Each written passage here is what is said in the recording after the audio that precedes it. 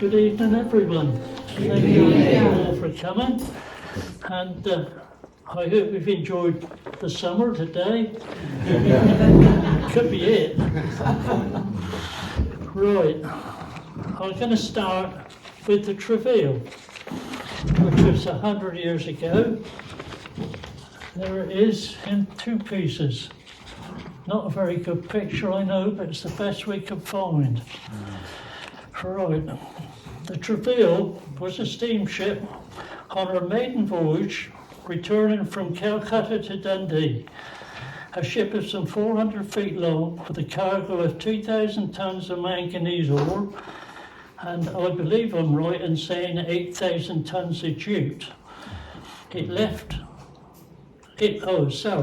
was on the 9th of January 1920 that, because of the danger of mines left in the North Sea from the First World War, she had to go into Portland to pick up a North Sea pilot to take her through that part of her voyage.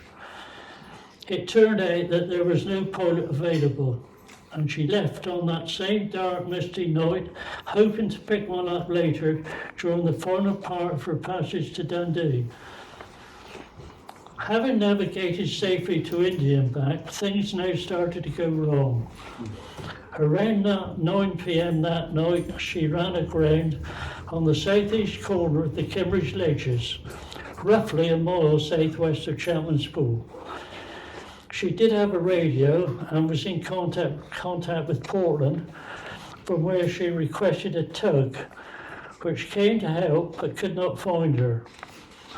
The weather worsened during the night, and by morning, with a southwesterly gale and heavy seas, the vessel was showing signs of breaking in half, which obviously happened.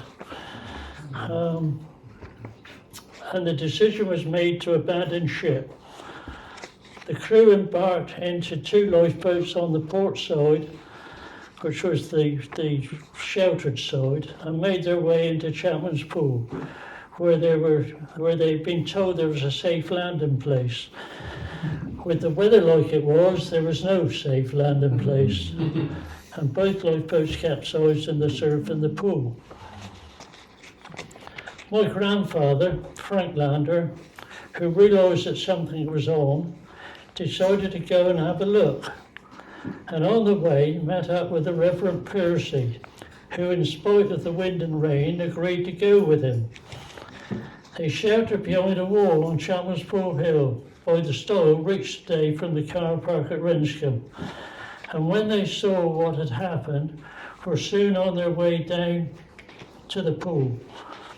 Unfortunately, of the 43 crew members of the Travail, only 7 survived, and my grandfather and the Reverend Percy were both awarded the Royal Humane Society Bronze Medal and association paperwork for having assisted in saving life from drowning. They were the only 2 on the beach at the time. The wreck of the Travail was salvaged by Turner and Brothers of Weymouth, but they did not have it all. There are still various bits around in the village. In fact, you can laugh. Yes, in the village. In fact, the house in which I live and which grandfather bought for £100 in the sale of Worth, which we are commemorating this weekend, we have 2 doors with brass locks made in Glasgow. That's where the ship was built, and the locks came from Glasgow. I got one. We did have 3, but one of them fell to bits. There are 2 doors with brass locks, which both look like cabin doors, and I'm sure they were. And my parents had a chest of drawers from the Travail, which someone kindly smashed to pieces for me. Only a carpet for the top was saved. That was a shame, that upset me. Had the crew remained on the ship, it was already on the bottom and could not sink. They would all have been saved when the weather improved. She was not the first ship to come to grief on the Cambridge Ledges. I've caught rusty lobsters from the remains of at least 4 others all previous to the travail, and also I've caught lobsters on the remains of the travail, where the propeller and shaft, both of which are iron, and some of the manganese ore were still there the last time I had divers there. That's 20 years ago. Very little of the forward half of the ship is left, certainly nothing of interest. I've taken to the other wrecks, and the only other with anything interesting is one to the west of Rope Lake Head, where the ship's boiler was still standing upright. There is one half a mile southeast of Rope Lake Head, which I have seen the remains of once. When the water was very clear, I could see all the ironwork from the bottom of it.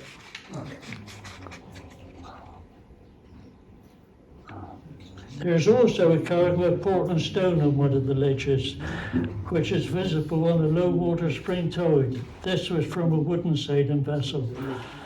The remains of the fifth rusty lobster wreck is the Montaigne, close into the west of St Albans Head, which had silver ore as part of its cargo. All salvaged, I believe. Had the travail been a couple of 100 yards further south, she would have cleared the ledges and finished up on St Albans Head. Other ships I can remember in my lifetime was a green ship aground on the west side of Chapman's Pool. They were unloading the grain, tipping it over the side, lightening the ship, and that one went off. Actually, the travail was the only one of all the shipwrecks that any lives were lost. There was no lives lost on any of the others. There was a tug on St Albans Head during the war. We were at Chapman's Pool, father and my uncle, who was a Coast Guard, Percy Wallace. Could hear this vessel blowing its horn and rushed off to St Albans Head. All you could see from the lookout was the barrage balloon. You couldn't actually see the tug down in the fog, but by all accounts it was a tug. The next one was the T.A. Johnson, which went aground on Egmont Point in 1945. Very close, in fact, 300-400 yards from the ledges. However it got in there without going aground, I don't know, but it got into Egmont Point. And there was also a tug and a salvage vessel aground on the nearby ledges. The Magricks, we went to the Magricks. We knew there was a ship aground. We went to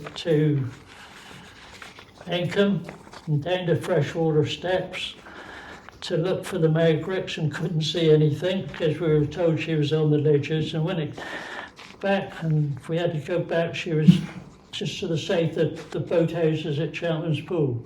She went off the next morning with the help of Swanage lifeboat.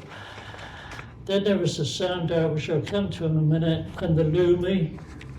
There's the Loomy, east of St Albans Head, on the 30th of April 1970. So that was the last. The skipper was asleep on the wheel. He admitted to being asleep on the wheel. And that's where that one finished up. Right. Now we go on to the serious bit of the Sandar.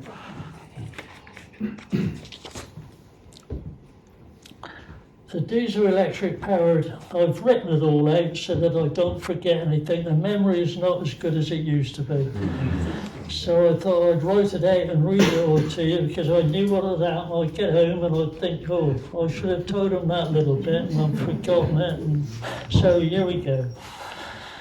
The diesel electric powered sand dredger Sandar ran aground on St Albans Head in the early hours of a foggy morning, the 25th of March 1962. She was 4 years old at the time. She was not fitted with radar, but may have had a Decca navigator used in her work as a sand dredger. She was a vessel of about 500 tons with an open hold which held about 500 tons of sand. She was light ship at the time, owned by South Coast Sand and Gravel Limited of Southampton. The St Albans Head Life-Saving Apparatus, LSA for short, Auxiliary Coast Guard team was called out and rescued some of the crew by Preacher's Buoy. Not an easy rescue, I'm told, due to the heavy swell causing the ship to roll, even though she was on the rocks. The remainder were taken off by Swanage lifeboat. You can see the Preacher's Buoy there, and the life raft. I was a member of the St Albans Head LSA, but was not called out because I was in bed with the flu. Told at breakfast there was a ship on the rocks, and a bit like grandfather, an event, flu or not, I was not going to miss. So armed with my camera, I headed for St Albans and took the first of the photos from the lookout, showing the S.O. Linders is the farther one, and the Wendy Ann, which is a pull tug, is the closer one, and the Sandar obviously there. There was no one on the Sandar at the time. I don't know why they stayed there, but they did. I returned in the afternoon for the low water, descending the cliff dressed in an old army greatcoat, which made me sweat but quickly cured the flu. The Preacher's Buoy and the life raft were still attached to the ship, with the bow of the ship now out of the water on a rock. That was low water on the day. And it stayed like that all the time I was there, really. Surprising how tall that is, isn't it, when you look at it close up. The chief engineer had been left to keep an eye on the ship, and he stayed at the Square and Compass pub in the village, which he enjoyed so much he spent the rest of his life there. A lot of people know Frank, I expect. The first salvage attempt at the Sandar was made by Turner Brothers of Weymouth, the same firm that salvaged the Travail, and have employed, among others, some Weymouth fishermen for this job. The plan was to pump compressed air into the sealed hull of the ship, where a fairly low air pressure, I think it was about 4 pounds per square inch, would be sufficient to keep the water out, a compressor being put on board for this purpose. And with the aid of a tug and a couple of small boats making waves, she should float off. Unfortunately, this did work out. And shortly afterwards, the ship's bridge was gutted by fire. It looks rather black there, doesn't it? As I was not involved, my information is not good on this, but I did pass most days while working the lobster pots. Next we're into summer, perhaps July, and Sid turned up with the earth. There it is, Sid with the earth. Mike Newton-Smith of Metal Recoveries New Haven Limited had bought the Sandart wreck. I already knew Mike from a previous visit when he had a look at the remains of the Travail. His first job with the Sandart was to take out all of the machinery and remove it from the ship, either up the wire rope, and there was one wire rope going from, there's a hole in they made a hole in the deck so they could get into the engine room, to get the engines out. You can just see the start of the hole. That is the start of the hole. This wire rope ran from the aft mast forward, and stuff was lifted on this block and tackled from the engine room. Then there was another black, this wire here went up to the top of the cliff another block and tackle. So stuff is pulled up to there and then lifted up with us and way up the cliff. Either up the wire rope to the cliff top or by the 100-foot long bars of Multonian. There it is in Weymouth. Rotten as a pear, but two good Kelvin petrol paraffin engines in it. My first job was to assist the skipper to get the barge alongside the wreck on a spring tide high water. The only time that there was depth of water to do it. Now the flood tide runs very, very hard, just the west side of St Albans Head where the Sandar was, and it was never ever going to be easy. The trick was to aim the barge at the stern end of the Sandar and ram it and get a rope cleated on all at the same time. We couldn't really damage the old barge. We'll go on to that a bit more in a minute. Once alongside, high water only lasted about 2 hours, and some of the machinery, which was heavy, the two engines weighed 8 tons each, the engine beds about the same, various electric motors and other bits and pieces, all of which could only be placed on the starboard side of the barge, meaning the barge had quite a heavy list for the journey to Weymouth. And so we were limited as to how much we could carry at any one time. So the barge had a hold in the middle, which we couldn't put anything down in the hold. We just had to put it on sort of the walkway along the side, and we never had much more room than this frontage just to put it. So it quite good fun, especially one night when it was quite swelly going back, and it didn't look very healthy at one time. The machinery was lifted from the wreck of the Sandar onto the barge by a very primitive crane, fashioned from the ship's aft mast with a metal pole for the jib. Don't stand under it. After the first trip, the skipper was sacked, and he actually put the barge on the training bank at Studland, and I don't know how he managed to do that, but he did. Anyway, he got rid of it, and I was promoted.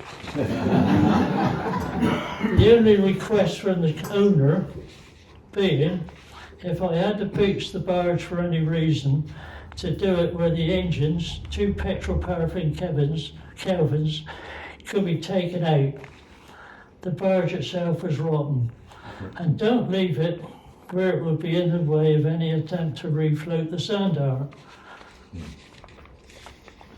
After several trips, all of the machinery, none of which had been affected by salt water, had been removed, and by September, Mike announced that he had made money, and knowing that some big spring tides were due in October, gave us a month to prepare for refloating the now much lighter hull.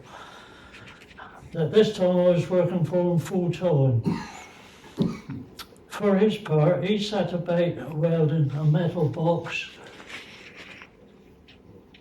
between the two engines with metal cut from the fire damaged part of the bridge, while the rest of us were fixing block and tackle purchases in case we needed to manoeuvre the ship once she was afloat.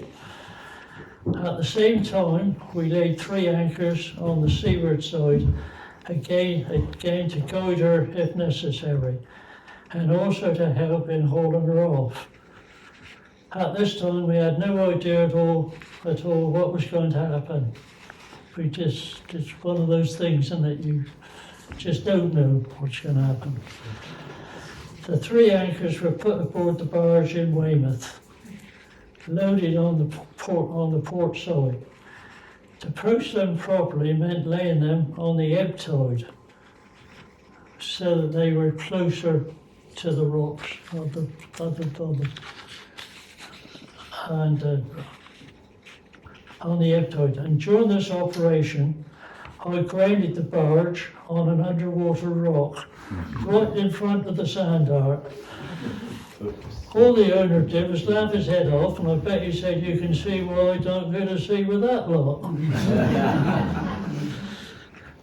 At the same time, Roger came flying up from the engine room to tell me that we were aground. I had to plead with him to go back down and put the engine in reverse, at which point we slid off and were away again. The day of the big spring tides came on a Saturday. We descended the cliff at 4 a.m, low water, to prepare. Well, we got the 6-inch slugs pumping out the sand hold, which had filled with seawater. There you can see why, and you can see it splashing about in the hold, which is over the months, which had filled with seawater over the months. Mike and Ticker were down below, tipping sacks of sawdust into the open gate valve, which had been welded onto the top of the box over the damaged hull before closing the valve. The sawdust eventually swelled up and filled all of the pinholes, and the welded box no longer resembled a calendar upside down. During the month of preparation, a Perkins diesel engine had been fitted to what had previously been an electrically driven capstan on the stern of the vessel and connected by a wire rope to one of the anchors. By high water, everything was ready to go. Mike's tug, the Tidworth, was there to tow us away, and my father was on standby with our fishing boat, the Dove, to take us off if, once near the rocks, we sank. Just in case. The strain was taken by the capstan on the stern, which, with the swell that was moving the ship around, we hoped would take us off. Then disaster struck. A swell picked the ship up, and Smokey, who was working the capstan, took up the slack, and as the ship dropped back down, the strain stopped the Perkins engine and then set it running backwards. A truly frightening situation. It was. Should never forget that. A local mechanic who happened to be on board managed to stop it. And with other things going wrong, it was decided to give up and try again tomorrow. So we sorted everything out and got ready for a 6 a.m. Sunday start. It was a more leisurely start to the day, but still plenty to do. Meanwhile, the tide was rising fast, but with less swell than the previous day. Suddenly we realised that the tide was much higher than the previous day and still coming, and that the ship was moving with just a turfer, which was a machine clamped onto a wire rope and worked by hand. It had a 3-ton lift and a 5-ton drag, and was attached to one of the anchors pulling us off. All you had to do was turn the handle, and it was pulling us off. It was time to pass a wire rope to the tug by way of my father in the fishing boat. He managed to get a little way off, but before getting it around the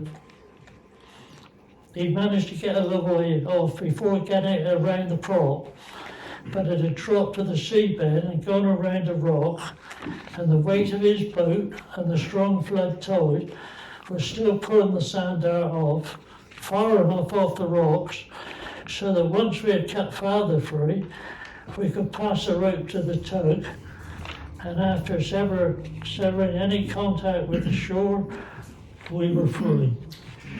After a short while, we realised that the pumps could more than cope with any leaks. Father had sorted himself out and was back standing by, so we sent him home and we were on our way to Portland. Now, Mary, she's somewhere, has found it in the farm. And here we found a date which she put on her photograph in there of the sand art of the 14th of October 1962. I'm pretty sure, I know we got the sand art off in October, and I imagine that was the date we got the sand art off, 14th of October 1962. By the time we arrived at Portland, the tide had ebbed so much that we went aground before we got alongside the swim jetty. And once again, we had to wait for the tide to come in. But this time we could relax by doing so. This photo also shows the crane. Now, where's the stick? Let's see if I can do it without knocking it down this time. There is the jib of the crane. This piece across there. The engine room was, the hole in the engine room was just here. So everything can be pulled up, and it's only a short jib, very primitive, but it works. Must have done to take 8-ton engines out.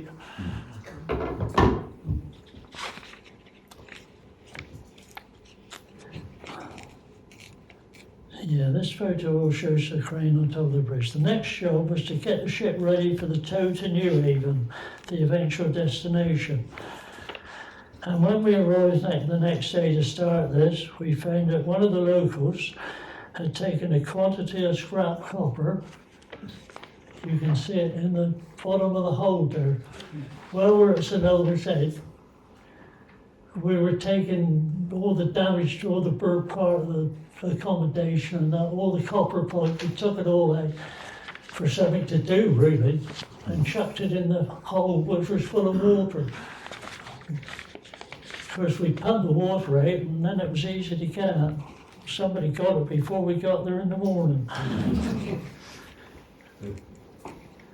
And when we arrived to start the next day, we found there was a scrap copper pipe out of the now dry hole, and dropped it over the side into the water between the ship and the jetty. We spent quite a bit of time over the next few days recovering this, so we got most of it back, as well as other jobs. One of which was to get a wire around the rudder before it fell off. I'll see the rudder in a minute. The tow to New Haven was undertaken again by the tug Tidworth on a flat helm sea. It was October. It was like that all the way. That's Portland Harbour, I know, but it was just as flat outside.